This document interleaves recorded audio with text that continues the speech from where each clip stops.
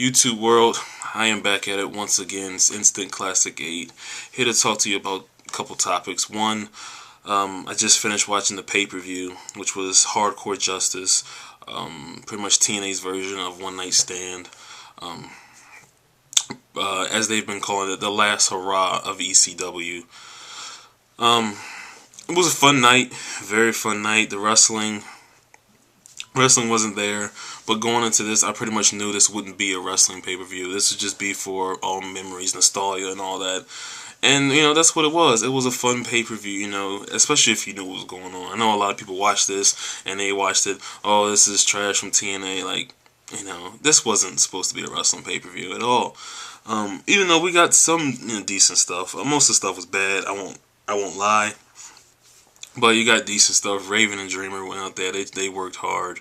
Dudley's and Axe Rodman and they called him Cojones. They couldn't call him Balls Mahoney.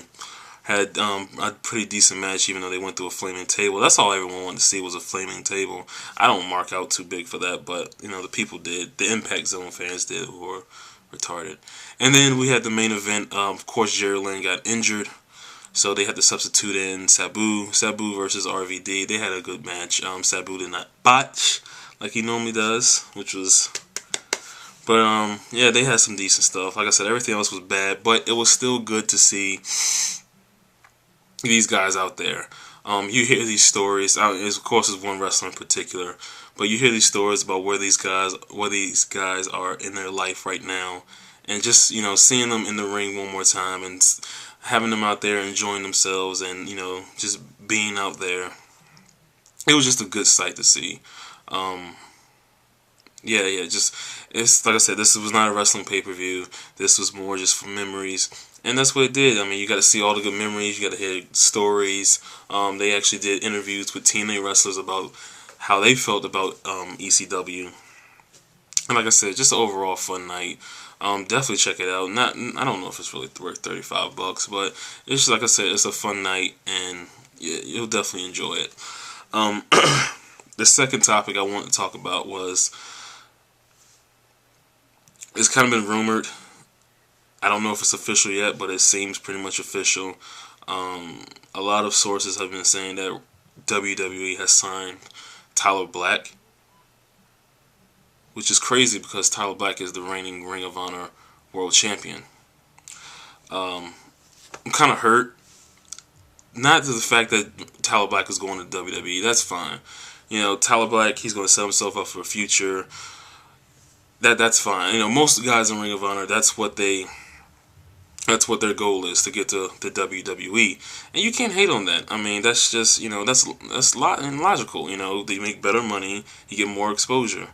I mean, even if you you have to do it a lot, you also get to travel as much, a lot. And if you're like a single guy or whatever, you can go see the world and everything and get to do what you love to do, is wrestle. So you can't hate on the guy for that.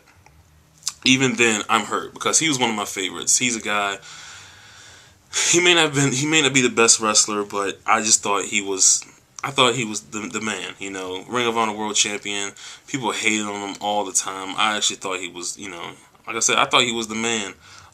Defended him, especially when you see like shows like Supercard of Honor and Death Before Dishonor, and people booing him for no reason, calling him overrated, and all this stuff. Even though they were cheering for him just last year, now they're calling him overrated. I stuck up for the guys like, hey, this dude's the real deal.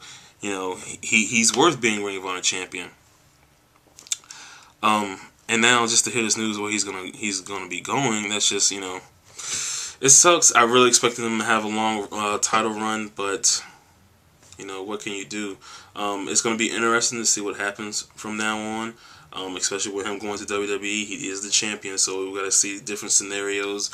What's going to happen? Who's going to take the belt from him? Is it going to be Davey Richards or Chris Daniels or Roderick Strong? Just all depends, and it's going to be very, very interesting to see what happens.